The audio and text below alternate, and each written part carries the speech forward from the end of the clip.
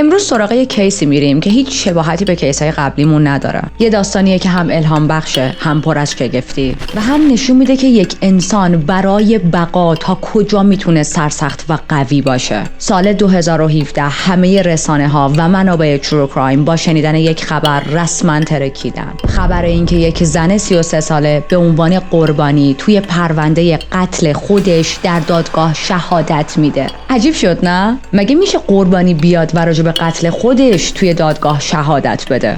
بریم تا براتون تعریف کنم.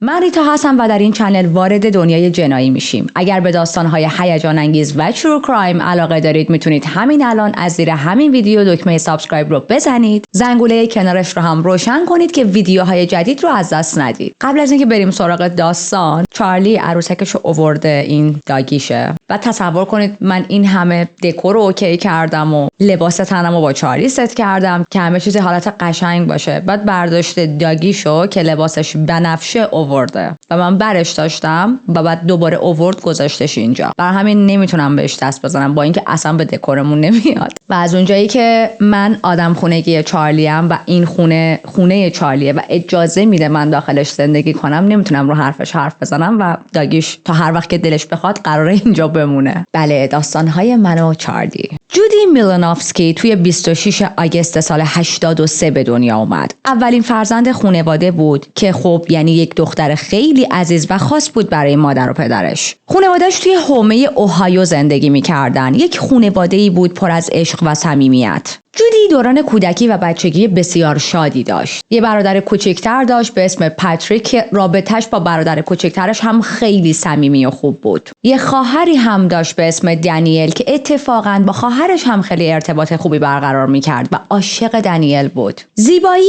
جودی بین اطرافیان واقعاً انکارناپذیر بود و هرچی که بزرگتر شد این زیبایی بیشتر و بیشتر می‌شد و همین زیبایی باعث شد که توی مسابقات زیبایی بتونه بدرخشه. سال 2001 به عنوان ملکه جشن مدرسه انتخاب شد. بعد از فارغ التحصیلی از دبیرستان رفت دانشگاه اوهایو استیت تا تحصیلش رو ادامه بده. و یه چیز مهم دیگه که راجع به جودی میخوام بهتون بگم اینه که جودی فقط به خاطر ظاهر زیباش تحسین نمیشد از سمت اطرافیانش، بلکه یک زیبایی درونی هم داشت که همه متوجه شده بودن. میدونید از اینایی نبود که همه نگاش کنن بگن جودی خیلی دختر زیباییه ولی مثلا اخلاقش بده یا اخلاقش معمولیه. نه، اخلاقش هم به اندازه همون ظاهرش زیبا بود. مثلا ظرفیت خیلی عجیبی داشت که بشینه حرفهای اطرافیان و دور و بریاش رو گوش کنه بدون اینکه هیچ جاجمنتی انجام بده. و خب این واقعا سخته، به خاطر اینکه خیلی وقتی ما صحبت دیگران رو میشنویم ممکنه جاجشون کنیم یا سرزنششون کنیم، ولی جودی اینجوری نبود. پرشور و مهربون بود، روحیه‌ای آزاد و سرشار از شوخ طبعی داشت. و یک توانایی فوق‌العاده دیگه که از جودی میتونم بهتون بگم این بودش که اون میتونست هر کسی که دور و برش هستن رو بخندونه و حال دلشون رو خوب کنه. یعنی امکان نداشت شما کنار جودی باشی روز بدی داشته باشی و اون نتونه روزت رو تبدیل به یک روز عالی کنه. جودی همیشه حال بقیه رو خوب میکرد. هر وقت کسی نیاز داشت روحیه‌اش رو بالا ببره میرفت پیش جودی. براش عادی بود که نیازهای دیگران رو به نیازهای خودش ترجیح بده. اصلا انگار خصلتش بود، تو وجودش بود، طبیعتش بود. جودی واقعا زندگی آدمایی که کنارش بودن رو روشن میکرد و توقع و خواستش هم از زندگی زیاد نبود. دلش یک زندگی ساده و آروم میخواست. برخلاف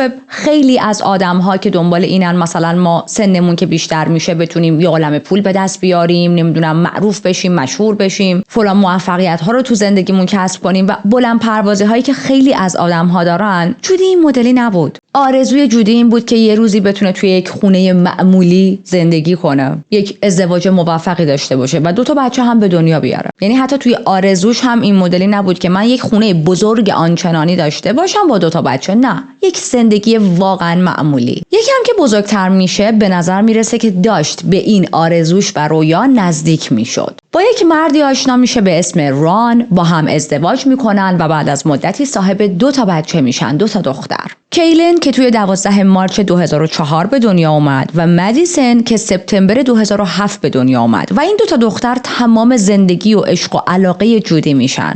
همیشه یه تیکه کلامی داشت که هم به دختراش میگفت هم به اطرافیان. میگفت که دخترای من مثل رنگ‌هایی هستن که قلبم رو نقاشی میکنن. و خیلی استعاره قشنگ و کیوت و جالبیه. به جای اینکه به یه نفر بگی دوستت دارم، بگی تو رنگ قلب منی، قلب منو نقاشی میکنی. جودی واقعا مادر خوبی بود و خیلی تلاش میکرد که دختراش رو توی راه درست تربیت کنه. مثلا اینکه همیشه سعی داشت به دخترهاش اینو یاد بده که همیشه حس کنن ما ولیوت هستیم، یا مثلا محبت کردن به بقیه رو درست مثل مادرشون یاد بگیرن. اما یه چیزی که مهمه بهتون بگم اینه که وقتی جودی مدیسن رو باردار بود، زندگیش مقداری عوض میشه، یک پیچی توی زندگیش میخوره. اونم این که ران اون موقع بهش خیانت میکنه. با یکی زن دیگه‌ای وارد رابطه شده بود و اونجوری هم نبود که حالا یکی دو شب با یه زنی رفته باشه، یک رابطه جنسی برقرار کرده باشه و برگرده. البته همینم واقعا قابل قبول نیست، اما نه، رسما با یک زنی وارد رابطه شده بود و 2 تا زندگی داشت، 2 تا زندگی دوگانه. خب جودی عملا نابود میشه وقتی این موضوع رو میفهمه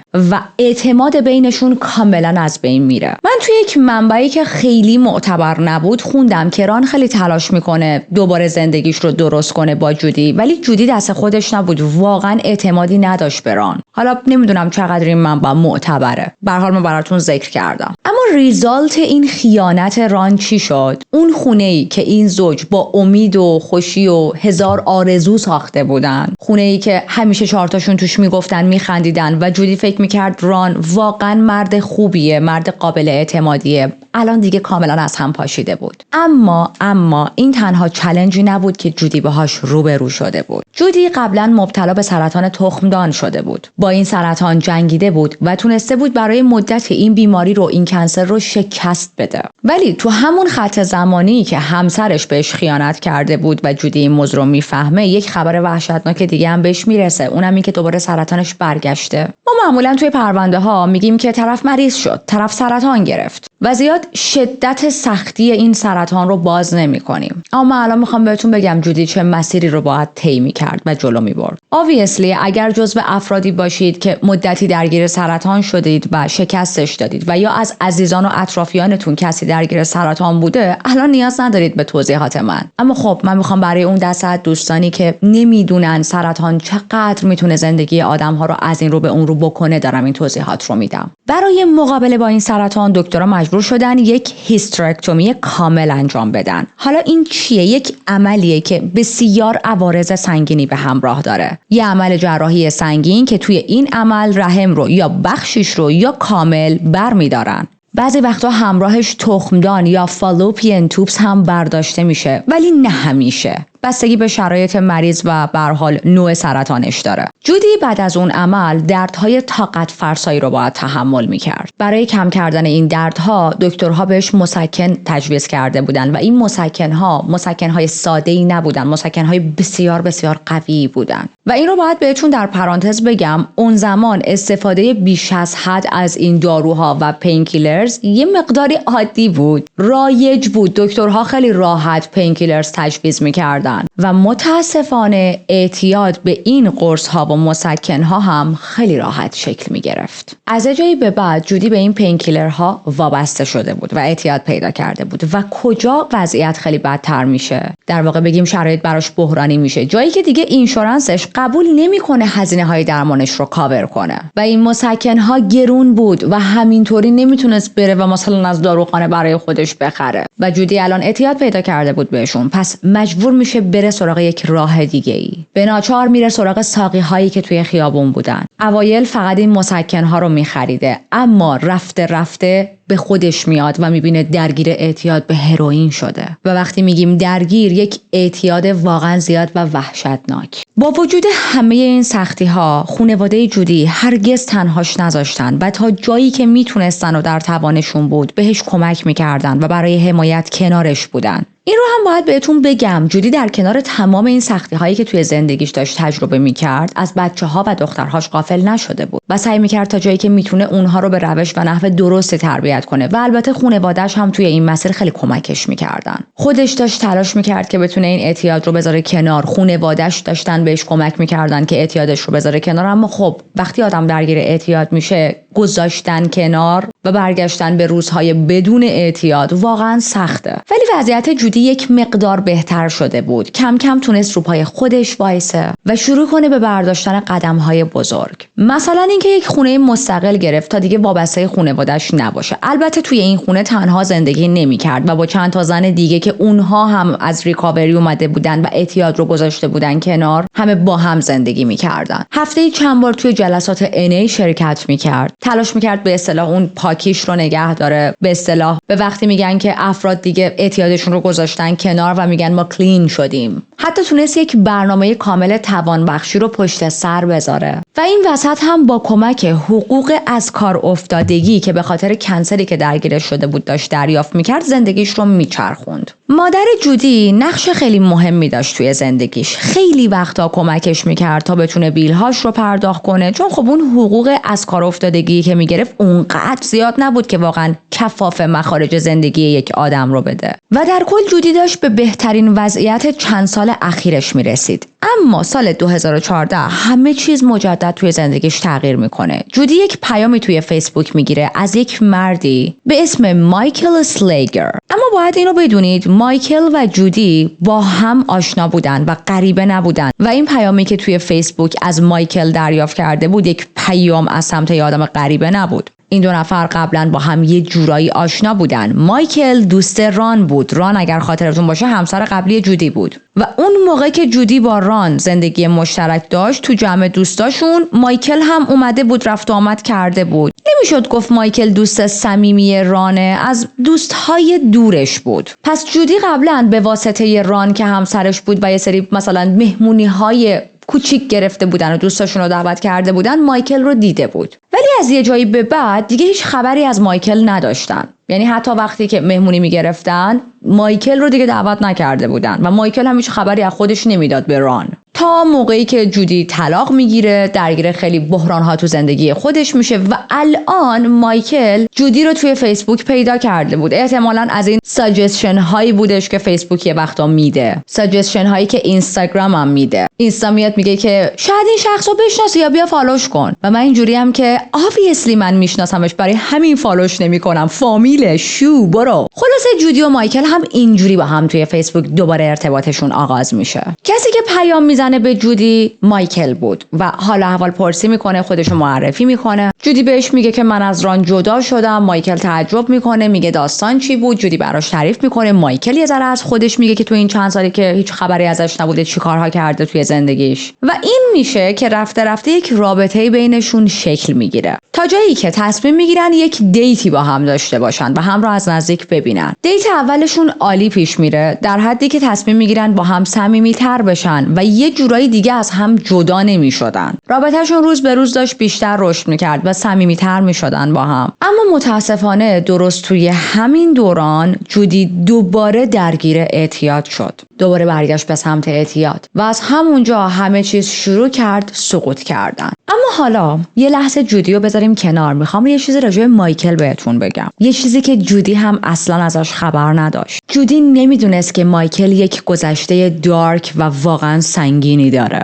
مایکل یک عالمه سابقه جنایی داشت و وقتی میگم سابقه جنایی های سنگین، از دزدی گرفته تا استاک کردن زنها، از خشونت‌های خانگی و جنسی گرفته تا کتککاری و ورود غیرقانونی به خونه دیگران و حتی چند بار به خاطر به خطر انداختن جون بچه‌ها دستگیر شده بود. برای یک دوره‌ای هم اسمش تو لیست مجرم‌ها ثبت شده بود، اما خب نمیدونم چرا دیگه این لیست نبود بعد از مدتی. آیا مایکل یک رد فلگ بود؟ Absolutely. آیا جودی خبر داشت؟ نه، چون مایکل بهش هیچ کدوم اینا رو نگفته بود. جودی بدون اینکه خودش بدونه، خودش و خانواده‌اش رو در معرض خطر و در ارتباط بودن با یک آدم فوق‌العاده دنجرس قرار داده بود. کسی که وجودش میتونست تهدیدی جدی برای امنیت خودش، بچه‌هاش و خانواده‌اش باشه. مادر جودی زن زرنگی بود و از همون ابتدا متوجه شده بود که این مایکل یه رد فلگ بزرگه که دست و پا در برده و داره راه میره و بارها به جودی این موضوع رو گفته بود. اما خب جودی متاسفانه به حرفای مادرش اصلا اهمیت نداد. جودی از مایکل دفاع میکرد و یک جمله معروفی داشت زمانی که مادرش بهش میگفت ببین من حس خوبی به این مرده ندارم. جمله معروف جودی هم این بود You can't judge a book by its cover. یعنی یک کتاب رو نمیتونی از روی جلدش قضاوت کنی. آره ولی مایکل رو میتونی از رو قیافش حتی قضاوت کنی. خب براتون جای تعجب نداره که اگر بگم رابطه بین جودی و مایکل بعد از گذر چند ماه یعنی خیلی سریع کشیده شد به سمت اون بعد تاکسیک بودنش، به سمت اون بعد ناسالم بودنش، بعدی که هیچ رابطه‌ای نباید اونجوری باشه و اگر هست باید تموم شه. چون ما دیدیم این یک الگوی رفتاری رایجه و اینجور کاپل ها وقتی یه نفرشون تاکسیکه نمیتونه تایم زیادی نقش بازی کنه و یک مسک بزنه. معمولا بین چند هفته الی چند ماه هویت واقعیشون رو نشون میدن. اولین درگیری بدجورشون که پای پلیس کشیده شد وسط ماه می 2015 بود. دعواهاشون همیشه پر از فریاد و تنش بود، پر از توهین بود. مایکل خیلی وقتها جودی رو هول میداد، بهش ضربه میزد و خب جودی مجبور بود در دفاع از خودش فریاد بکشه. خیلی وقتا هم جودی وقتی میدید وضعیت بینشون داره افتضاح میشه و دعواشون خیلی سنگین شده به اصطلاح صحنه رو ترک میکرد، از خونه میزد بیرون. ولی خب فایده نداشت، به محض اینکه برمیگشت دوباره ادامه دعوا، انگار اون دعوا پاوز میشد. وقتی جودی برمیگشت دوباره مایکل دکمه پلیش رو میزد. حالا یه نکته جالب تو دعواهاشون میخوام راجع به مایکل بهتون بگم. نکته جالب اینه که اکثر مواقع مایکل خودش کسی بود که زنگ میزد تا پلیس بیاد وقتی با هم دعواشون میشد. حالا چیش جالبه اینجاش که مایکل از این روش استفاده میکرد تا کنترل بیشتری روی جودی داشته باشه. میخواست با این کار بترسونتش تا جودی عقب بکشه، تا همون کنترل بیشتر روش داشته باشه. فکر میکنم بهترین تعریف باشه. گرفتید منظورو؟ یه حالت پررو بودن، یه حالتی که من خشونت کردم، من تو رو کتک زدم، از اومدن پلیس هم هیچ ترسی ندارم، ببین خودم زنگ میزنم به پلیس. و البته وقتی مایکل اولین نفری بود که زنگ میزد به پلیس میتونست به عنوان اولین نفر داستان رو برای پلیس تعریف کنه و خب obviously از زاویه دید خودش برای پلیس میگفت و پلیس اینجوری بود که اوکی شاید واقعا مایکل اونقدر آدم بدی نیست، آخه مایکل گیر جودی افتاده. چون پلیس همچین تصوری داشت که اگر واقعا جودی داشت مورد خشونت قرار میگرفت خودش اول زنگ میزد، در حالی که جودی های بود یا به هر دلیلی به ذهنش نرسیده بود که به پلیس زنگ بزنه، یا قبل از هر چیز تا به خودش بیاد مایکل سری به پلیس زنگ زده. خیلی مارمولک مایکل، خیلی مارمولکه. اما این مارمولک بازی مایکل همیشه نمیخواد جواب بده. بعد از چیزی حدود 30 بار تماس گرفتن با پلیس بالاخره، حالا پلیس رو شما داشته باشید بعد 30 بار فهمید. anyway پلیس بالاخره فهمید که مایکل داره از این کلک و حقه استفاده میکنه تا جودی رو بترسونه و جودی فکر کنه که قانون طرف مایکل وایساده. جودی فکر میکرد اوکی رفتار مایکل درسته دیگه و اشتباه از سمت خودشه و خب تو چنین شرایطی شخص قربانی، شخصی که مورد خشونت خانگی قرار میگیره، جرأت نمیکنه بیشتر از این مقاومت کنه.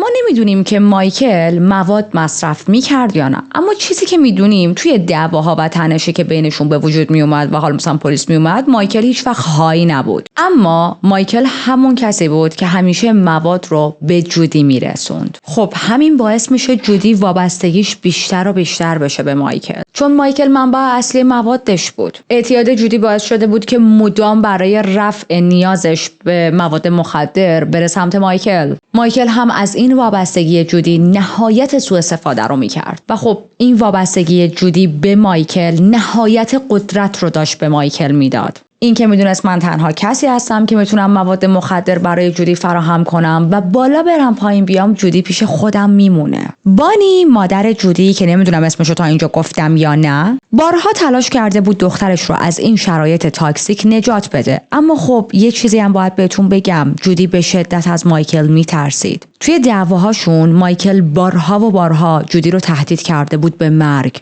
گفته بود که اگه از من جداشی میکشمت، یا من اونقدر عصبانی نکن که بکشمت، یه کاری نکن که یه کاری دستت بدم، و از این تهدیدهای خیلی خیلی تاکسیک. بارها و بارها هم رابطهشون به خشونت فیزیکی کشیده بود و جودی کتک خورده بود. پس جودی واقعا وحشت داشت که از این رابطه بیاد بیرون، حتی با وجود اینکه خودش میدونست مایکل اصلا پارتنر مناسبی براش نیست. و خواهش میکنم توی کامنت ها ویکتیم بلیمینگ نکنید، چون هیچ کدوم از ما توی شرایط جودی نیستیم. هیچ کدوم از ما زندگی و لحظاتی که جودی تجربه کرده رو تجربه نکردیم و نمیتونیم خیلی راحت بر اساس یک پرونده چندین دقیقه‌ای بگیم ای بابا جودی چرا اینجوری کرد، من اگر جای جودی بودم فلان میکردم. خواهشاً همچین کامنتایی برام نذارید، چون تو بیانست من احساس میکنم هر کس دیگه‌ای توی شرایطی که جودی داشت میبود میترسید از مایکل جدا شه. جودی حتی چند بار سعی کرده بود از پلیس هویج فرنگی کمک بگیره، اما خب پلیس هیچ وقت پروندهش رو جدی نگرفته بود. اصلا پلیس اگر خشونت خانگی رو جدی بگیره من تعجب میکنم. پلیس به جودی برچسب معتاد زده بود و کل ماجرا رو بی اهمیت نشون میداد. میگفت توی معتادی،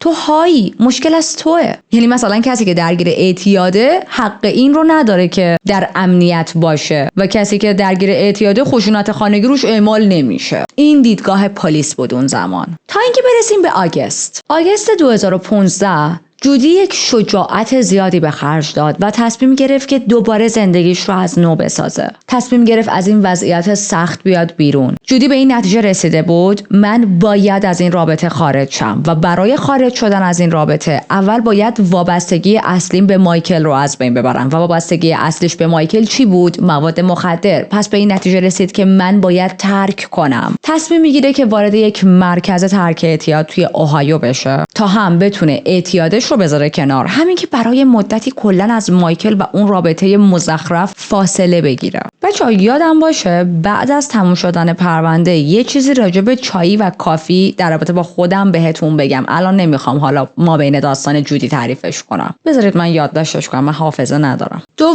آگوست روزی بود که جودی تصمیم میگیره بره به این مرکز و خب قرار میشه که مایکل تا اون مرکز برسونتش. اما وقتی رسیدن دم اون مرکز جودی استرس گرفت. حس کرد هنوز آماده جوین شدن به اون پروگرام نیست. نه که کلاً، ولی به یه چند دقیقه زمان بیشتر نیاز داشت قبل از اینکه پاش رو کامل توی اون مرکز بذاره. به مایکل میگه که بیا یه ذره استاپ کنیم و در واقع 2 دلیل داشت. یکی اینکه میخواست سیگار بخره، به خاطر اینکه توی اون مرکز سیگار کشیدن مجاز بود، و دوم اینکه قبل از اینکه پاشو توی اون مرکز بذاره به خانواده‌اش زنگ بزنه، به خانواده‌اش خبر بده، با بچه‌هاش صحبت کنه و کلا خیال خانواده و بچه‌هاش رو راحت کنه که میدونید یهو بی خبر نباشن که جودی کو، جودی چی شد. گفتیم جودی سیگار می‌خواست دیگه و یک پترول پمپی نزدیک بود که میتونستن سیگار از اونجا بخرن. توی راه به سمت اون پترول پمپ بین جودی و مایکل دعوا پیش میاد. دعوا لفظی بود، کلامی بود، اما خب تنش داشت لحظه به لحظه بینشون بیشتر میشد تا موقعی که میرسن به پترول پمپ اسپیدوی و وضعیت بینشون واقعا به اوج خودش رسیده بود. مایکل از ماشین پیاده میشه تا بره داخل مغازه و سیگار بخره. جودی هم از ماشین پیاده میشه که یکم هوا بهش بخوره، یه ذره آرومتر شه، یه ذره حالش بهتر شه.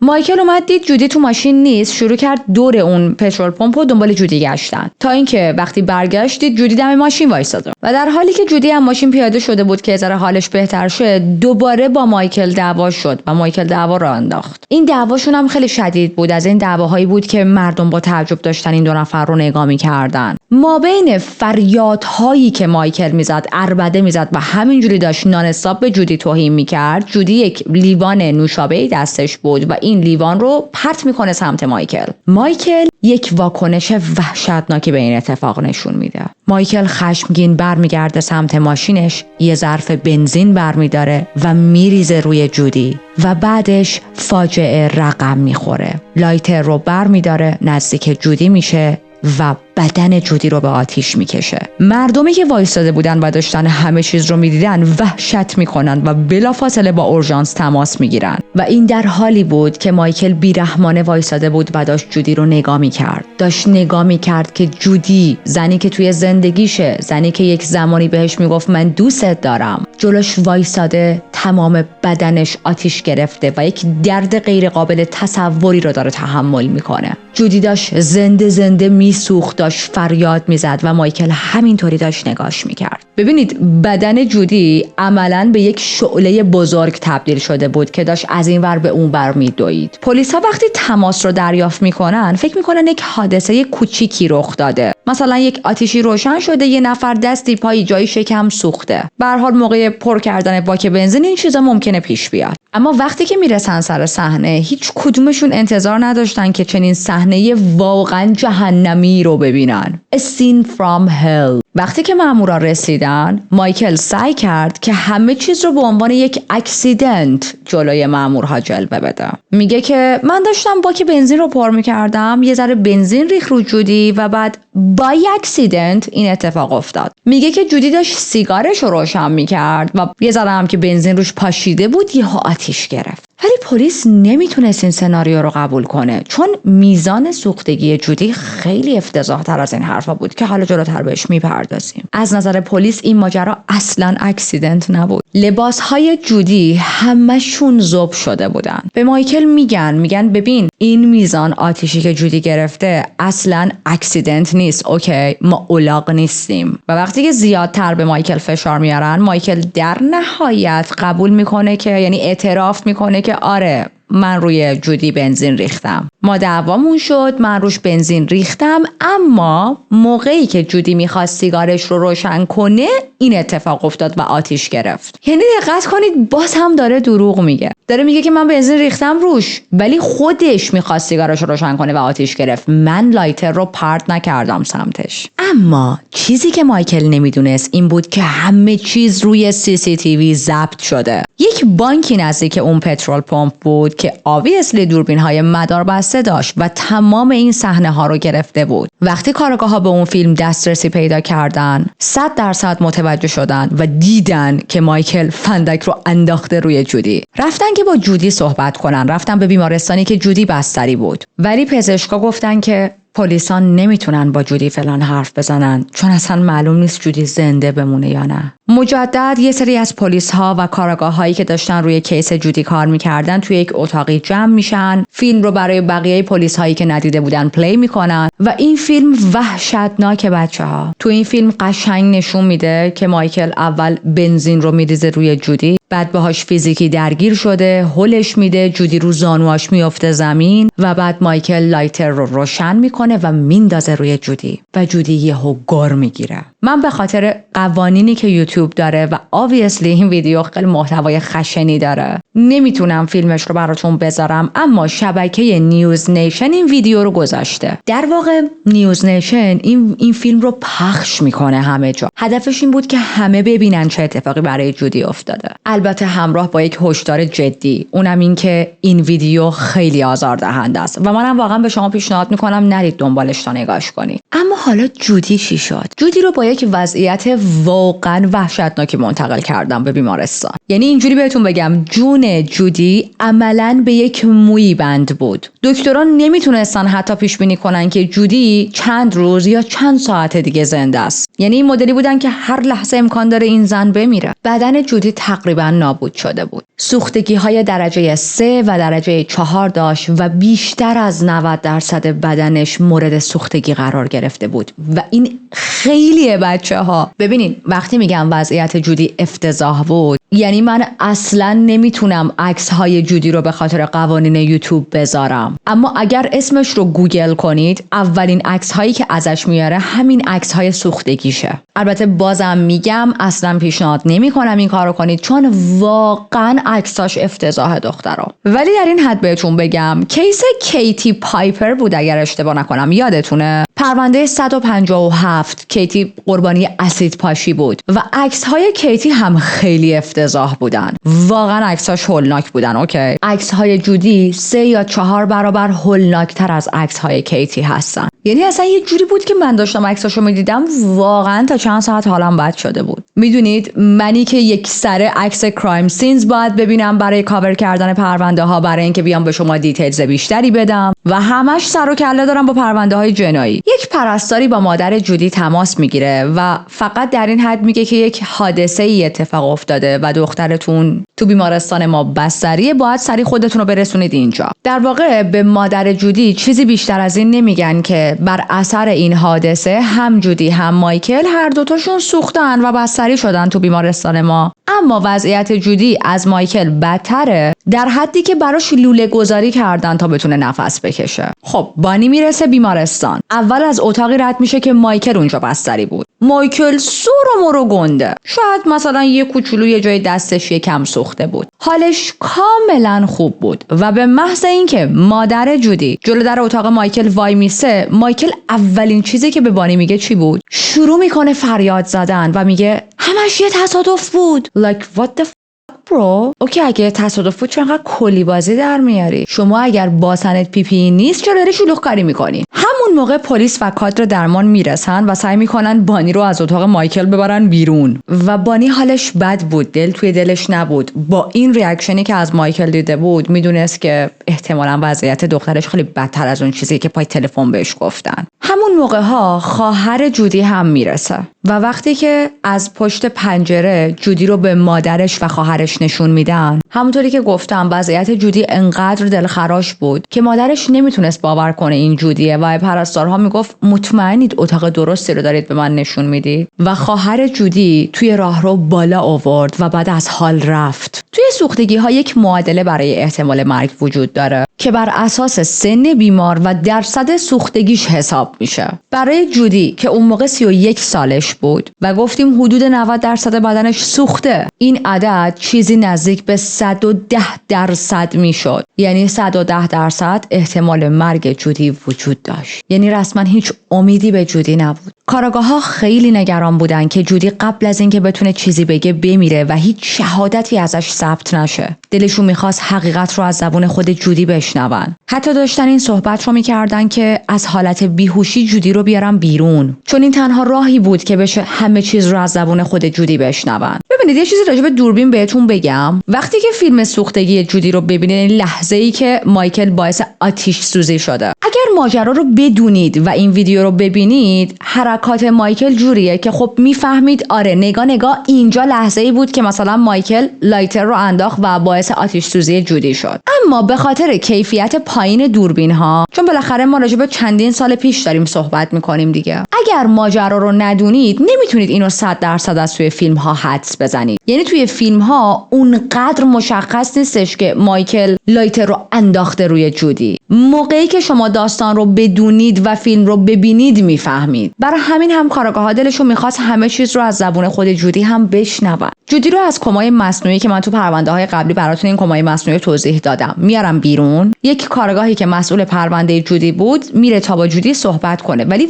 واقعا انقدر وضعیت جودی بد بود که حتی حال این کارگاه هم بد شده بود. ببینید این کارگاه میگه جودی گوش نداشت، گوش‌های جودی ذوب شده بود. اون کارگاه شک داشت که اصلا آیا جودی میشنوه من چی میگم یا نه. با این حال جودی تونست جواب سوالهای کارگاه‌ها رو بده. حالا من نمیدونم کارگاه‌ها چطوری ازش سوال‌ها رو پرسیدن، مثلا روی یک کاغذ نوشتن، چون میدونم وضعیت دیدش هم خیلی افتضاح شده بود. نمیدونم واقعا. اما وقتی که کارگاه ازش پرسید خودت باعث آتش سوزی خودت شدی، خودت بنزین رو روی خودت ریختی، جودی سرش رو به علامت نه تکون داد. ازش پرسیدن مایکل روت بنزین ریخت و شروع کرد پشت سر همسرش رو به علامت آره تکون دادن. خب همین کافی بود که کارگاه‌ها به این نتیجه برسن ما این پرونده رو باید خیلی جدی‌تر از اینا پیگیری کنیم.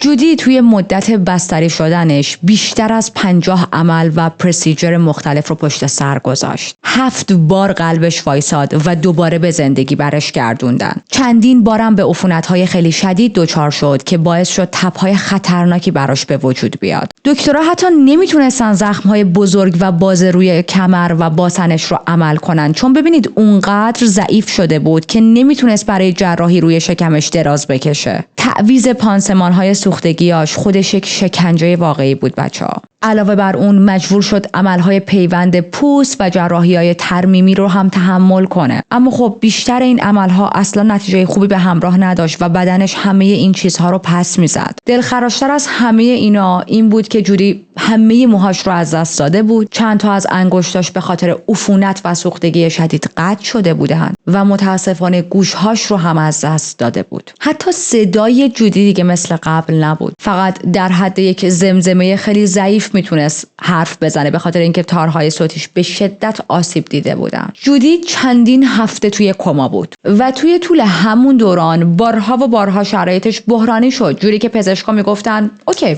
الان دیگه جودی از دنیا میره. یعنی واقعا پزشکا که خصوصیات اخلاقشون اینجوریه که امید دارن همیشه بیمارها نجات پیدا کنن و یک اتفاق خوشایندی بیفته، برای کیس جودی اینجوری بودن که جودی که داره از دنیا میره، واقعا امیدی بهش نیست. نفس کشیدن برای جودی مثل جنگیدن بود. فراموش نکنیم که سوختگی‌های درجه 4 روی بدنش وجود داشت و وقتی میگیم 90% بدنش سوخته بود یعنی بیشتر بدنش تبدیل شده بود به یک عذاب طاقت فرسا. فکر کنید که فقط میخواید تکون بخورید و نمیتونید، چون همه جاتون درد میکنه، میسوزه، چون همه بدنتون توی آتیش سوخته. نمیدونم چجوری میتونم شرایط جودی رو واسهتون توصیف کنم. من واسه خودم تا حالا سوختگی پیش نیومده. یعنی در این حد بوده که مثلا نمیدونم خیلی کوچیک بوده، در حدی که شاید یک تاول کوچیکی زده دستم، ولی همون خیلی کوچیکه، همون سوختگیه که باعث شده یک تاول کوچیکی به وجود بیاد. تا چندین هفته برای من دردناک بود. بعد شما فرض کنید ما داریم از سوختگی صحبت میکنیم که توسط بنزین ریختن روی یک نفر به وجود اومده و این شخص 90% از بدنش سوخته. اما با وجود تمام اینا جودی داشت به همه نشون میداد که چقدر قدرت و اراده باور نکردنی داره. دختراش و خانواده‌اش مدام کنارش بودن، با وجود اینکه خیلی براشون سخت بود به جودی که داره اونقدر عذاب میکشه نگاه کنن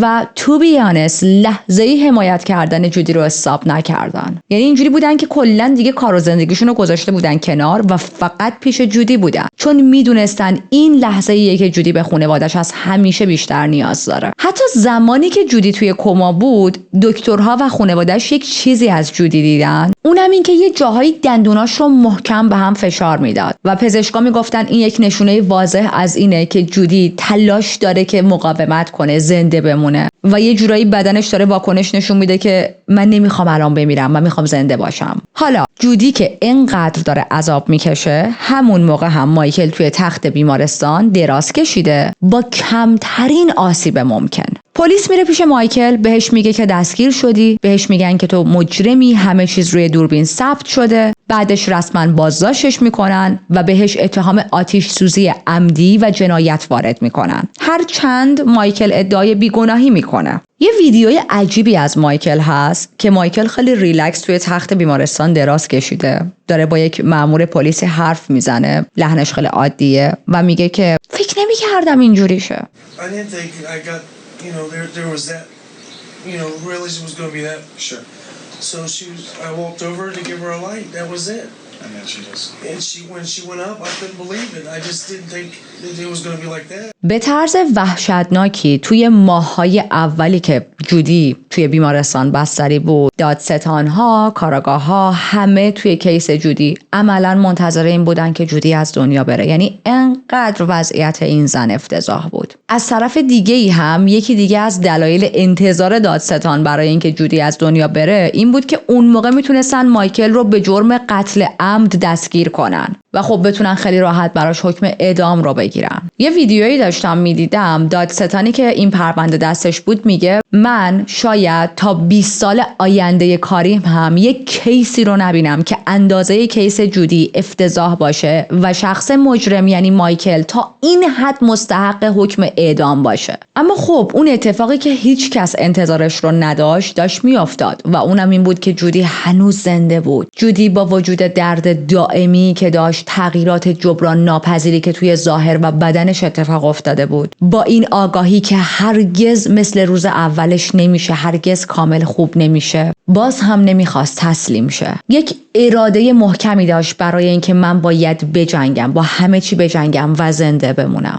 2 ماه از این اتفاق گذشته، برای اولین بار آینه میدن دستش که خودش رو توی آینه ببینه و به محض اینکه چشمش به ظاهر خودش میافته یک قولی به خودش میده. اونم این که من هر کاری از دستم برمیاد انجام بدم تا برای زنهای دیگه چنین اتفاقی نیفته. مصمم شد یک راهی پیدا کنه که قانون در برابر چنین جرم‌ها و جنایت‌های کوتاه نیاد و نخواد حکم‌های خیلی سبک بده. با وجود اینکه حال جسمیش هی داشت بدتر و بدتر میشد، اما مصمم وایساده بود تا بتونه حقیقت رو به همه بگه. از زبون خودش به کل دنیا خاطرات وحشتناک اون روز توی ذهنش حک شده بودن. خیلی وقتها کابوس اون اتفاق رو میدید. با خودش مدام همه چیز رو مرور میکرد تا موقعی که میخواد به کل دنیا بگه هیچ چی رو از قلم نندازه. جودی یک تصمیم خیلی مهم و البته بسیار سخت دیگه میگیره. اونم این که تصمیم میگیره خوردن قرص‌های مسکنش رو استاپ کنه، با وجود اینکه دردش چند برابر بیشتر میشد. چرا؟ چون میخواست کاملا آماده شهادت دادن توی دادگاه باشه. میدونست که جلسات دادگاه ممکنه فشار عصبی و روانی زیادی بهش بیاره و همین باعث شه حالش بدتر شه. میدونست حتی احتمال داره بر اثر این فشار عصبی جونش رو از دست بده، اما بازم پای این تصمیم وایساده بود و میخواست علیه مایکل شهادت بده. صبح روز محاکمه دادستانا آماده بودن، اما مایکل و وکلای مدافعش خوب میدونستن که دیدن وضعیت جودی و شنیدن جزئیات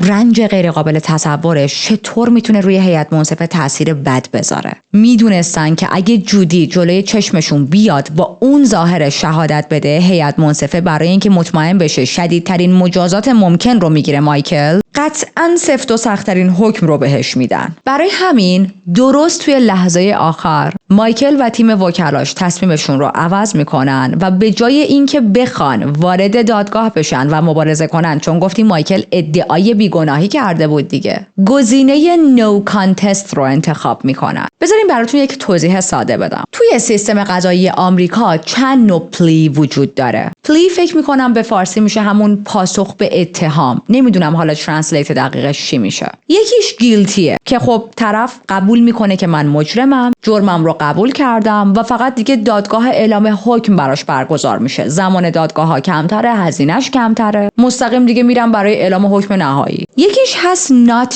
guilty، چیزی که مایکل اولش انتخاب کرده بود. not guilty میگه که من بیگناهم، من اون جرم رو انجام ندادم، که خب مساویه با کلی جلسه های طولانی دادگاه، کلی هزینه، رو کردن اویدنس و بیشتر کیس هایی هم که ما تا الان با هم بررسی کردیم مجرم ها گفتن که not guilty. یکیش هم هست no contest، چیزی که الان مایکل سویچ کرده به no contest. یعنی نمیگه من مجرمم، اما همزمان هم نمیگه من بیگناهم. در واقع میگه من با اتهاماتی که بهم وارد شده مخالفتی ندارم و دادگاه هر حکمی بده رو قبول میکنم. اینجوری متهم از محاکمه علنی فرار میکنه، مثل موقعی که میگه not guilty براش جلسات طولانی دادگاه منظورمه برگزار نمیشه، نمیخواد اویدنس زیادی روشه، چون دادستان دیگه نیازی نداره جرم طرف رو توی دادگاه ثابت کنه. اما مثل موقعی هم که طرف میگه گیلتی، حکم شدید نمیگیره. نتیجهش چی میشه؟ حالا همه اینا رو گفتم، به نتیجه برسیم. حد اکثر مجازات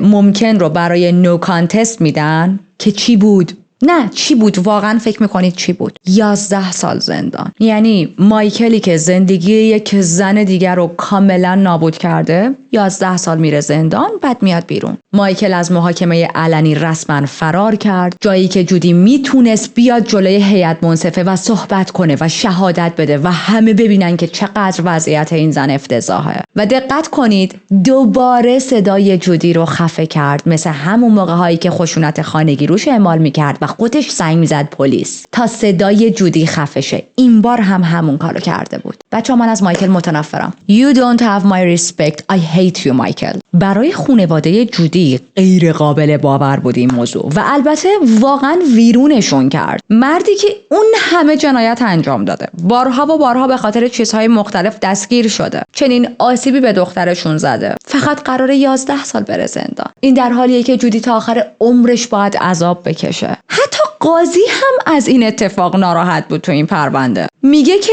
من خیلی ناراحتم از حکمی که مایکل گرفته و مقصر من نیستم، مقصر قانونگذاره که نمیتونیم بیشتر از این محکومش کنیم. حالا اینجا رو داشته باشید تا اون زمان هزینه‌های درمان جودی به میلیون‌ها دلار رسیده بود. بانی مجبور شد برای کمک مالی درخواست ویکتیمز اسیستنس بده، اما جواب به درخواست بانی چی بود؟ یک نامه سرد و بیرحمانه. متاسفیم اما طبق قانون اوهایو هر کسی که مواد مخدر و غیر قانونی توی بدنش پیدا بشه دیگه به عنوان ویکتیم شناخته نمیشه.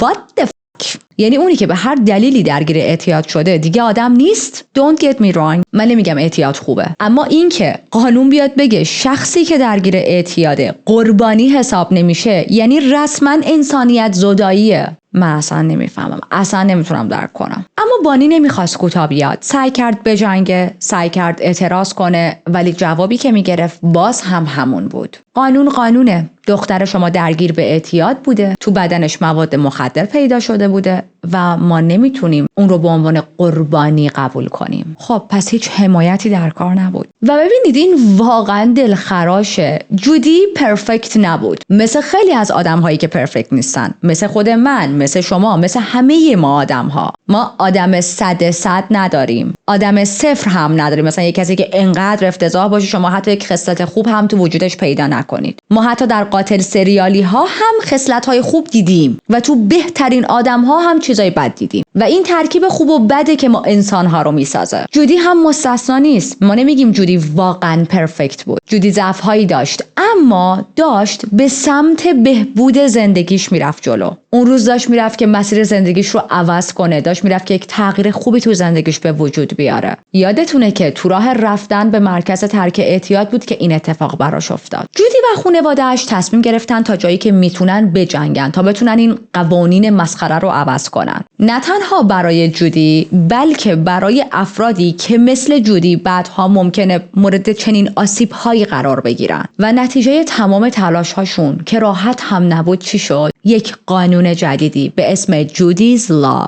یا همون قانون جودی. حالا این قانون چیه؟ طبق جودیز لا مجازات کسایی که عمدن باعث تغییر شکل و نابودی ظاهر یک نفر میشن میتونه بین 5 تا 20 سال بیشتر بشه. منظور از اون حد اکثریه که وجود داره. حد اکثر 11 سال بود دیگه. بین 5 تا 20 سال دیگه میاد روی اون 11 سال. البته این قانون رتروآکتیو نبود، یعنی به پرونده خود جودی تعلق نمی گرفت، اما با این حال اون با تمام وجود داشت ادامه میداد تا برای نجات قربانی‌های خشونت خانگی در آینده تلاش کنه. دختر بزرگش میاد با رسانه ها صحبت میکنه، میاد جلوی سناتورها وای میسه و وقتی میگم دختر بزرگ یعنی هنوز سنش کمه ها. فکر نکنید مثلا دختر جودی الان 20 خورده سالشه. میاد درباره این قانونی که خواستن صحبت میکنه، شهادت میده. و خیلی باید شهامت داشته باشه یک آدم توی اون سن که تو چنین محیط‌هایی قرار بگیره و از مادرش دفاع کنه. حتی NBC همین چیزها رو ضبط کرده بود و پخش میکنه. She means a lot to me. She's really special and she's funny and she's pretty. And she looks just like me.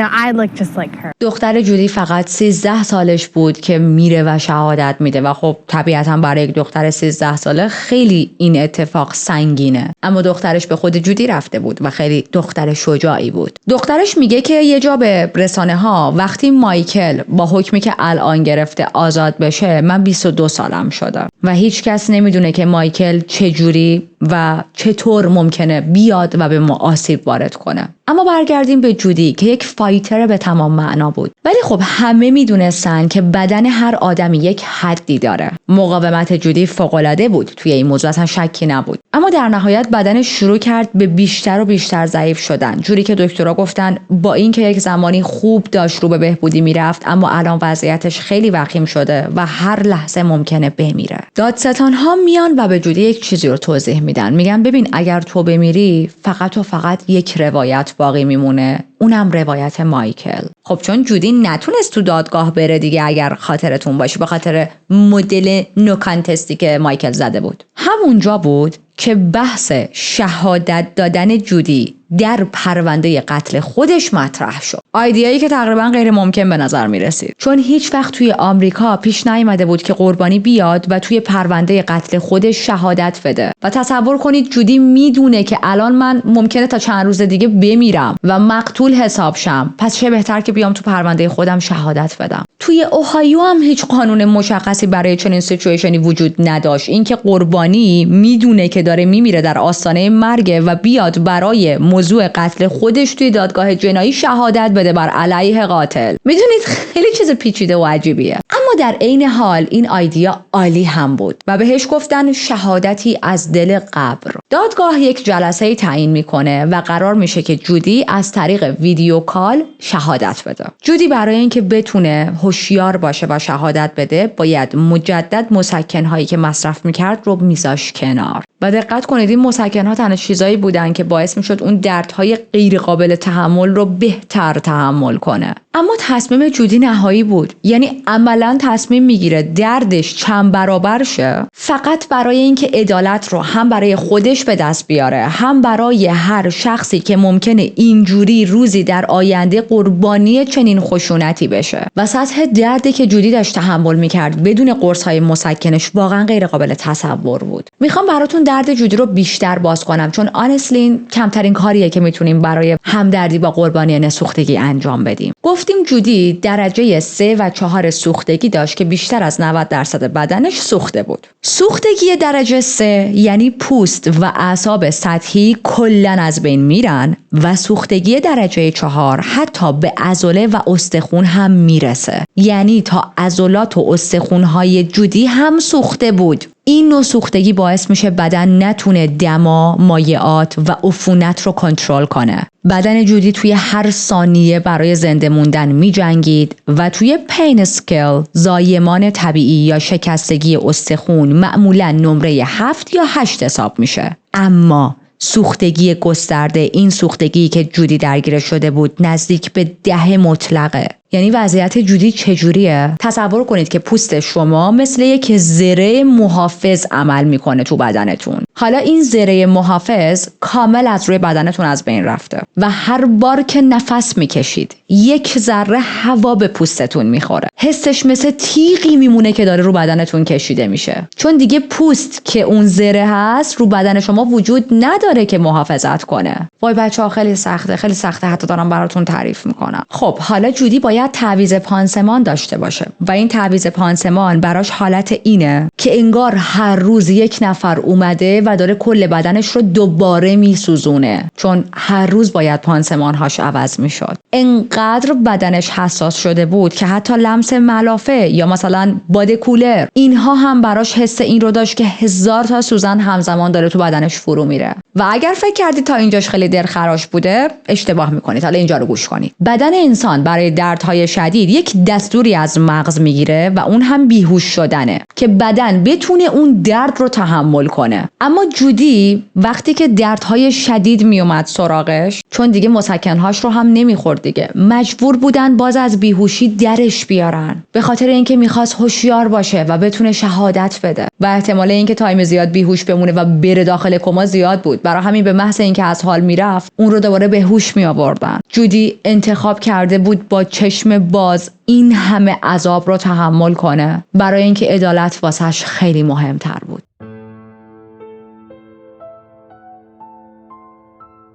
بالاخره روز موعود رسید و نوبت جودی بود که بدرخشه و واقعا هم درخشید. جنوری سال 2017 تقریباً 1.5 سال بعد از روز آتش سوزی، جودی از تخت بیمارستان با شجاعت و اعتماد به نفس جزئیات همه چیز رو تعریف کرد. اون زیر سخت‌ترین پرسش ها هم از سمت دادستان ها هم از طرف وکیل مدافع مایکل رسما خم به ابرو نیاورد. I got goosebumps, okay؟ باور کنید الان که دارم براتون تعریف میکنم چی میگن؟ مورمور شدم. موهای بدنم سیخ شده واقعا. یعنی اصلا ندیدم چنین شجاعتی در پرونده های جنایی ندیدم. جودی توضیح میده به همه که اون روز میخواست بره به مرکز ترک اعتیاد و قرار بود مایکل برسونتش. همونجا یهو یک تصمیم ناگهانی میگیره که یه ذره استاپ کنه، اول بره یک سیگار بخره، بعد به خانواده‌اش زنگ بزنه و بعد از انجام این کارها اون موقع وارد اون ریهاب شه به اصطلاح. تمام چیزایی که عقب‌تر از اون روز براتون گفتم دیگه همه اونا رو تعریف میکنه. میگه که دعوامون شد کلامی، توی گس استیشن مایکل رفت خرید کنه، من از ماشین پیاده شدم که یکم حال و هوام عوض شه. مایکل اومد و با یک لحن دستوری بهم گفت که باید برگردم داخل ماشین، خیلی با بی‌تربیتی. بینمون دعوا دوباره بالا گرفت. جودی خودش اعتراف میکنه که مایک لیوان نوشابه‌ای دستم بود، این لیوان رو پرت کردم به سمت مایکل و همونجا بود که مایکل از این کار من خیلی عصبانی شد.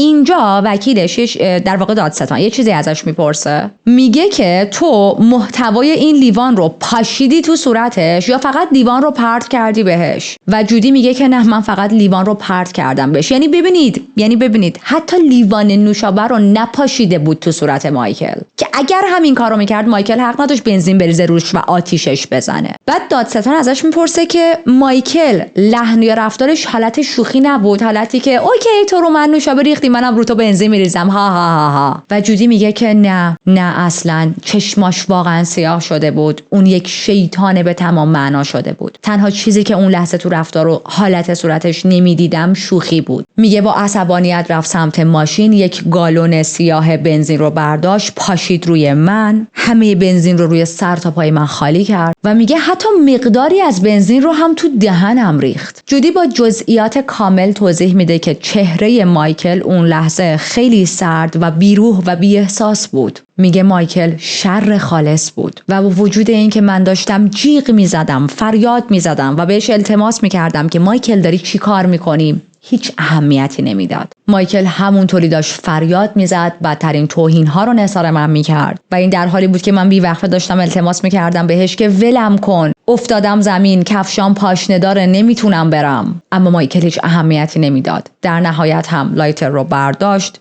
و کل وجود جودی رو به آتیش کشید. ویدیوی شهادت جودی 1 ساعت و خورده‌ایه و من کلش رو تماشا کردم و خیلی برام تماشا کردنش سخت بود. اما چند دقیقه‌اش رو انتخاب کردم که براتون با سابتایتل بذارم، چون خیلی مهمه که خودتون هم حرف‌های جودی رو بشنوید، از زبون خودش قیافش رو ببینید و با چشماتون ببینید که این زن به چه روزی افتاده. While he went inside, you got out of the truck and went behind that speedway. There's a bank there, right? Yes. And what happened as you stood behind that speedway? Mike came in a matter of no time at all around in his truck. He saw me and immediately slammed the truck in the park, got out, demanded that I got into the truck with him, called me all sorts of names. We argued for a good 5 to 10 minutes, and then I threw my pop on him. You threw a pop on him? Yes. Did you splash it on him or actually throw the cup at him? I threw the cup at him. Okay, and this cup, was it a hard plastic or paper, or what was it made out of? I believe it was a styrofoam cup. Okay. Did the drink get on him? Yes. What was his reaction to this? He was extremely upset. And what did he do? He ran around to the other side of his truck, and he got his cans of gasoline that he had cut the back of his truck. It was a really big and a lot of gas. He ran around to me and started pouring gasoline, started up my head and worked his way down. Some got in my throat as he did that. That hurt really bad. The gasoline in your throat burnt really bad? Yes. And what happened as a result of having this gasoline poured on you? He then set me on fire. Well, let's slow down a little bit. Before that, did you remain standing, or were you standing when he poured the gasoline on you? No. When he poured the gasoline on you, were you standing? No. So did you fall down as a result of that burning sensation from the gasoline? So when you trip and you're falling and you're laying there holding yourself up on one hand, and he's pouring gasoline on you. What's his demeanor as he's pouring the gasoline on you? Evil, just completely evil. He's not responding to any of my cries for help.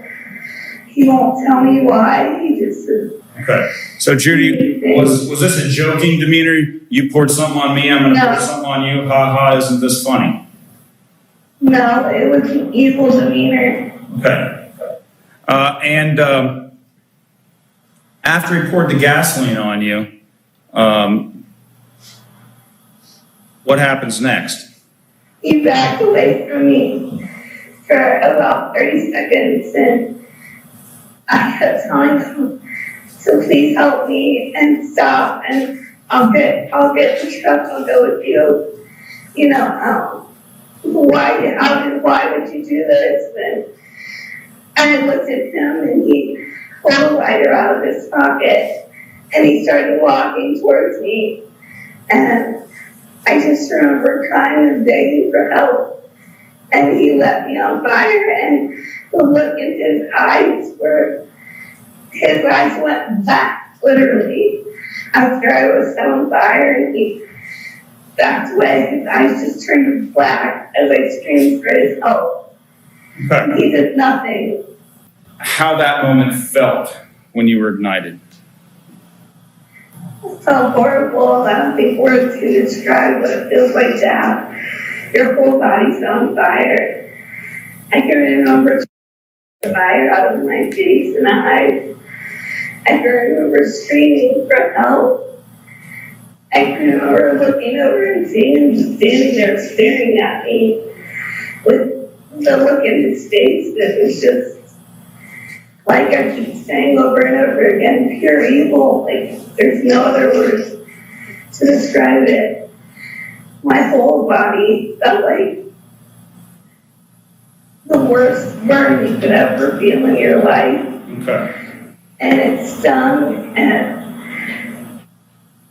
it was like 1,000 needles going in, 1,000 hot needles penetrating my body. I guess that's the best way I can explain it. And I just remember, like I said, begging him to help, pleading for any help, trying to get the fire off of my face, eventually burying my face in the grass and rolling it around. And then I got to the point where I couldn't see anything, and everybody's voices were sounding far away. I could tell there was definitely somebody around, but I couldn't hear him or make it out. I thought for sure I was dying. I just prayed to Jesus to please forgive me for my sins and to take care of my children. And that was it. I blacked out and I don't remember anything until I woke up in the hospital. وکیل مایکل همونطوری که میشه حد زد گذشته جودی رو وسط کشید. گفتش که جودی درگیر اعتیاد بوده، مواد مخدر مصرف میکرده. میگه حتی چند بار تلاش کرده بود که به خودش آسیب بزنه. حتی میگه جودی دزدی کرده بود. و ببینید به جز این که جودی درگیر اعتیاد بود، بقیه اتهام‌ها هیچ کدوم درست نبودن و فقط حرفایی بودن که مایکل راجع به جودی به پلیس یا به بقیه زده بود. اونم به دروغ. جودی اما با همون حال بدش همه این حرف‌ها رو رد میکنه. میگه اینا همه ساخته و پرداخته ذهن خود مایکل و حقیقت نداره. این کارا رو میکرده، این حرف‌ها رو به اطرافیان، به پلیس ها میزده که بتونه کنترل بیشتری روی من داشته باشه. من تنها مشکلم مصرف مواد مخدر بود که اون رو هم داشتم میرفتم تا درستش کنم. بعد وکیل مایکل مستقیم رفت سراغ روز حادثه. تأکید کرد که همون روزی هم که جودی رفته بود تا به پروگرام جوین بشه تحت تاثیر مواد مخدر بوده و های بوده. حتی جودی رو متهم میکنه که وقتی مایکل روی تو بنزین ریخت یک فاصله 30 ثانیه، یک گپ 30 ثانیه‌ای وجود داره که تا لایت رو روشن کنه. تو چرا توی اون 30 ثانیه فرار نکردی؟ جودی در جواب میگه اون 30 ثانیه برای من خیلی کوتاه‌تر از این حرف‌ها گذشت، در حد چند ثانیه گذشت و من تلاشم این بودش که سعی کنم بنزین رو از روی خودم از روی لباسام پاک کنم و همینطور این که من متوجه شدت بنزین نشده بودم اینکه چقدر بنزین همه جای من ریخته شده. چون وقتی یه سری اتفاق‌ها یهو بیفته مغز نمیتونه همه چیز رو پروسس کنه. به علاوه این که گفت کفشم مشکل داشت و من زمین خورده بودم و نمیتونستم بلندشم و بدوم. به جاش شروع کردم التماس کردن به مایکل. شروع کردم بهش گفتن که مایکل نکن، یه وقت کار احمقانه ای نکنی، اگر که بیخیال شی، اگر که به قول خودمون اخر شیطون بیای پایین، با هم سوار ماشین میشیم و میریم به اون مرکز ترک اعتیاد. گفتم بهتون ویدیوی دادگاه که یک بخشش رو هم براتون گذاشتم، یک ویدیوی 1.5 ساعت بود، اما در واقع این جلسه دادگاه حدود 3 ساعت و نیم طول کشید. 3 ساعت پر از فشار، سوالهای پی در پی و جودی با اون وضعیت خیلی بد. بعد از پایان شهادت بانی مادرش وارد اتاق میشه، جودی رو بغل میکنه و کل بدن جودی از شدت استرس و تنشنی که داشت میلرزید، ولی بالاخره تونسته بود شهادت بده. اما این رو هم باید بگم، فشار شهادت دادن اون روز و قطع کردن پینکیلرهاش به خاطر اینکه بتونه توی دادگاه شهادت بده باعث شد حالش خیلی سریع رو به وخامت بره. اگه یادتون باشه آلردی دکترها گفته بودن حال جودی بد شده و الان از اون هم بدتر شده بود حالش. وضعیت جودی اونقدر بد میشه که یه روز خواهرش با بغض در حالی که کنارش نشسته بود به مادرشون میگه نمیشه جودی رو هم مثل حیوان‌ها خلاص کنیم تا انقدر زجر نکشه. کاش میشد با دارو راحتش کرد. اما خب دلیل اصلی که پزشک‌ها نمیتونستن این کارو کنن این بود که اگر اینجوری جودی رو میکشتن، یعنی با دارو اون رو میکشتن تا زجر کمتری بکشه، پروندهش دیگه پرونده قتل نمیشد و تمام حرف‌هایی که بر علیه مایکل زده بود باز دوباره میتونست بره زیر سوال. تنها مدلی که پرونده جودی میتونست تبدیل بشه به قتل عمد موقعی بود که جودی خودش طبیعی از دنیا بره. الان 2 ساله که از همه این چیزایی که براتون تعریف کردم گذشته. بعد از 2 سال جودی از مرکز پزشکی به یک مرکز مراقبتی منتقل شد و خب رسما دیگه هیچ درمان فعالی روش انجام ندادن. نه اینکه نخوان، ولی خب بدن جودی بعد از 2 سال جنگیدن دیگه انقدر ضعیف شده بود، به حدی رسیده بود که هیچ جای امیدی نبود. ببینید دکترها همه چیز رو امتحان کرده بودن. بیش از 50 عمل جراحی براش انجام داده بودن، پیوند پوست کرده بودن، عملهای ترمیمی، درمان عفونت، اما بدنش ضعیف‌تر از اون چیزی بود که بتونه حتی یک عمل دیگه یا هر گونه تلاشی رو تحمل کنه. هیچ درمانی دیگه توی اون خط زمانی جواب نمیداد. جودی شهادتش رو جنوری سال 2017 داد و کمتر از 5 ماه بعد، یعنی 27 جون همون سال، بر اثر جراحات شدیدی که تو بدنش وجود داشت از دنیا میره. و همون لحظه بود که اتهام قتل مستقیم به مایکل وارد میشه. قبل از اینکه جودی از دنیا بره، با همون حال خیلی بدی که داشت ازش میخوان و میپرسن که دوست داری مجازات مایکل چی باشه چون میتونی تعیین کنی. و جودی در کمال تعجب گفت من دلم میخواد مایکل به جای اعدام، به جای حکم اعدام، حبس ابد بگیره، به امید اینکه شاید در طول زندان تغییر کنه، به خودش بیاد و کلاً با بخشیدن جونش بهش بتونم یک مسیر جدیدی رو بهش بدم. 5 جولای 2017 مایکل به عنوان بخشی از یک توافق به قتل اعتراف میکنه. توی جلسه دادگاه فیلم شهادت جودی برای همه پخش میشه و در نهایت مایکل به حبس ابد بدون امکان آزادی مشروط محکوم میشه. مایکل خیلی راحت میتونست اعدام بگیره اگر که جودی میخواست. اما خب جودی درخواست کرده بود که بهش حکم حبس ابد بدون امکان آزادی مشروط بدن. و این موضوع خیلی همه رو تحت تاثیر قرار داد. بخشش و از خودگذشتگی جودی واقعا برای همه عجیب بود. چون ببینید کمتر کسی میتونه توی چنین شرایطی انقدر روح بزرگ و forgiving داشته باشه. جودی میتونست درخواست اعدام بکنه اما نکرد، چون امید داشت مایکل توی حبس ابدش ممکنه تغییر کنه، ممکنه متحول شه. قبل از مرگ آخرین حرفاش به دختراش پر از عشق بود و بهشون همون جمله همیشگی رو گفت که اول کیس ما ازش حرف زدیم. به دختراش گفت فراموش نکنید که شما رنگ‌های قلب منید. 7 سپتامبر سال 2017 قانون جودی در اوهایو رسمی تصویب شد. قانونی که باعث میشه یک قربانی به دست کس دیگه‌ای ناقص العضو شه یا شکلش، ظاهرش تغییر کنه، توانایی‌های بدنش تغییر کنه، اون شخص مجرم به سالهای بیشتری توی زندان محکوم شه و نه نهایت 11 سال. مثل روال همیشگی که توی این چنل داریم، بیایید چند لحظه راجع به قربانی امروز صحبت کنیم. پرونده جودی واقعاً مثل هیچ پرونده دیگه‌ای نبود. اون نه تنها برای دختراش بلکه برای همه زنهای جوانی که با خشونت خانگی دست و پنجه نرم میکنن تبدیل به یک الگو شد. سرگذشتش یک روایت تکون دهنده از استقامت و اراده بود که دنیا رو وادار کرد قوانین اشتباهش رو تغییر بده. یادش زنده و گرامی.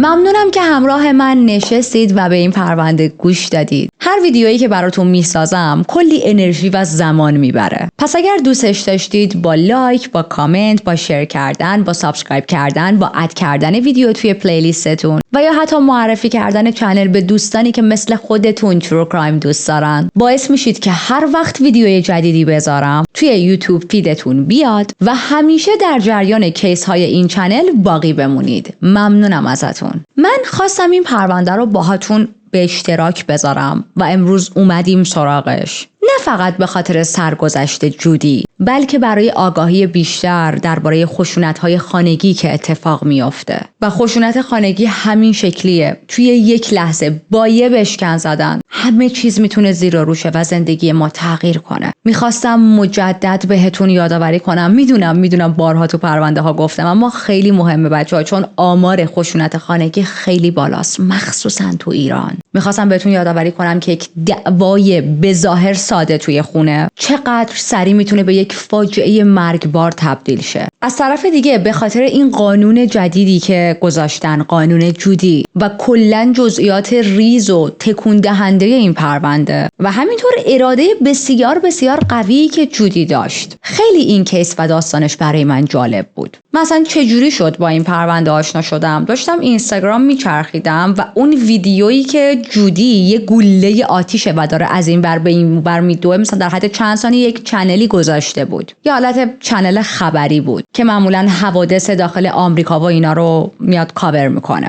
و اینجوری بودم که او مای گاد، باورم نمیشه این آدمی که آتیش گرفته و داره میدوه. و خب پروندهش خیلی برام جالب شد. شروع کردم گوگل کردن راجبش، داستانش رو خوندم و هی بیشتر و بیشتر برام جالب شد و گفتم من باید برم سراغ این کیس. داستان جودی همزمان هم قلب آدمو میشکنه وقتی آدم میشنوتش، هم پر از قدرت و استقامته. و اون بخشی که جودی باز کوتاه اومد، باز برای مایکلی که این همه بهش آسیب وارد کرده بود کوتاه اومد. گفت من به جای حکم اعدام درخواست حبس ابد بدون امکان آزادی مشروط رو برای تو دارم و جونت رو بهت میبخشم. در حالی که مایکل هیچ لحظه‌ای یک ذره حتی رحم به جودی نشون نداده بود. این بخش خیلی برای من عجیب بود. نکته عجیب دیگه راجع به این پرونده که دوست دارم اشاره کنم بهش این بود که پزشکا وقتی همون اوایل جودی رو دیدن گفتن که جودی تو چند ساعت یا نهایت چند روز آینده میمیره. جودی انقدر وضعیتش افتضاحه که هیچ امیدی رسما بهش نیست. اما جودی تقریباً 2 سال بعد از این حمله زنده موند. این جنگیدنش برای بقا به نظر من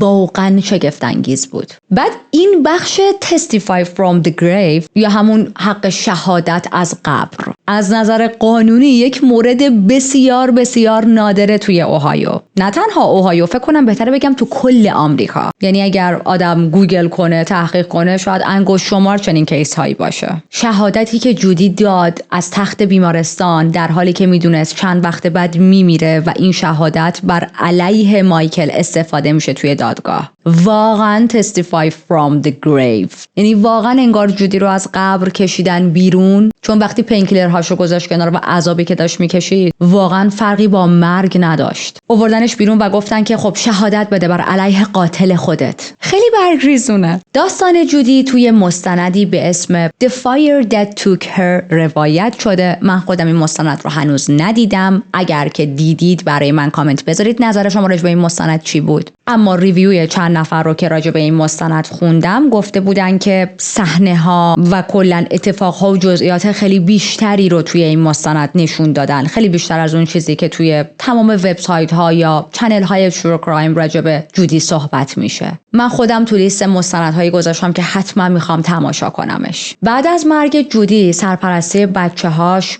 سپرده شد دست مادرش بانی. درباره زندگی الانشون هم اطلاعات زیادی در دسترس نیست. خیلی وقته که با میدیا صحبت نکردن، با هیچ رسانه‌ای مصاحبه نکردن که خب کاملا قابل درکه. خانواده بچه‌ها نمیخوان که بچه‌ها زیر فشار این داستان‌ها و رسانه‌ها و اینا له بشن، چون آلردی یک غم بزرگی براشون تو زندگیشون اتفاق افتاده، اونم از دست دادن مادرشون. و اما استایل امروز، اول اینکه امسال یکی از ترندهای بزرگ فشن ایسیمتری بود. لباس‌ها و برش‌های نامتقارن، میدونید، مثلا اینکه میبینید یا اینکه اینجا آستین داره اینور نداره، برش‌هاش با هم یکسان نیست. کلاً فوکوس بیشتر رو آستین‌های نامتقارنی که از اون آستین‌های خیلی با تقارن و کلاسیک فاصله گرفته. دوم اینکه رنگ سفید رو عمدی انتخاب کردم. You know, look of respect. دلم میخواست وقتی راجع به موضوعی مثل خشونت خانگی، شهادت از تخت بیمارستان، درد، عذاب و شکنجه‌ای که جودی تحمل کرده بود و در نهایت مرگی که براش اتفاق افتاد صحبت میکنم، لباس یک حس همدلی رو برای مخاطب ایجاد کنه. و اون چیزی که وسط کیس گفتم یادم باشه راجع به چای و کافی بهتون بگم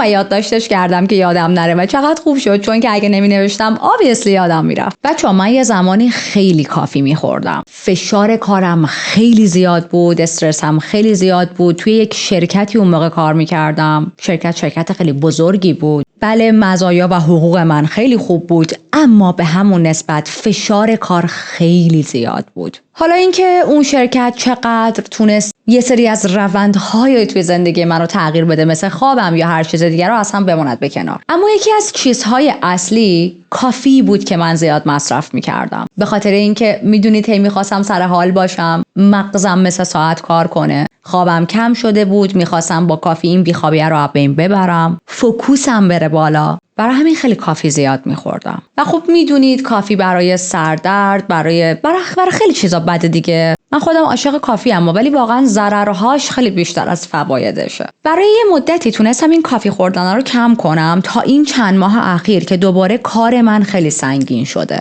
نه به سنگینیه حالا چند سال قبل که توی اون شرکت کار میکردم، چون الان خودم تیم جمع میکنم و با یه سری از شرکت ها قرارداد میبندیم، اما خب بازم سنگینه و من واقعا یه سری از روزا نیاز شدیدی به مصرف کافی پیدا میکنم. اما برای اینکه دوباره کافی زیاد نشه، چون با هزار بدبختی کافیمو کم کردم، چای رو جایگزینش کردم. یعنی کافی من فقط شده 2 کاپ کوچیک، یه دونه صبح، یه دونه هم بعد از نهار. چون صبح خیلی زود پا میشم، نهار که میخورم قشنگ شکمم پر میشه، خوابالو میشم، بعد دیگه یک کاپ کافی میتونه اون خوابالودگی رو برام از بین ببره. ولی خب خیلی پیش میاد که مثلا ما بین اون کافی و این کافی هوس کافی میکنم، دیگه چای میخورم، یا مثلا مثل امروز پرونده سنگینه، نیاز دارم به یک نوشیدنی گرم. آره اینم داستان کافی خوردن من که احترام باش مبارزه میکنم این کافیه بیشتر نشه. چالی امروز بیشتر خواب بود، بردمش بیرون، قبل رکورد بردمش بیرون، الان شهید در راه حق.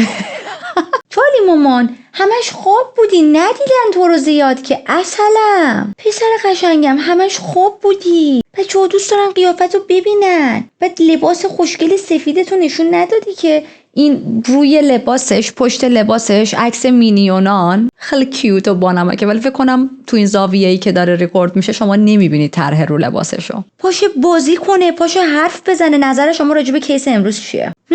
خیلی خوابش میاد.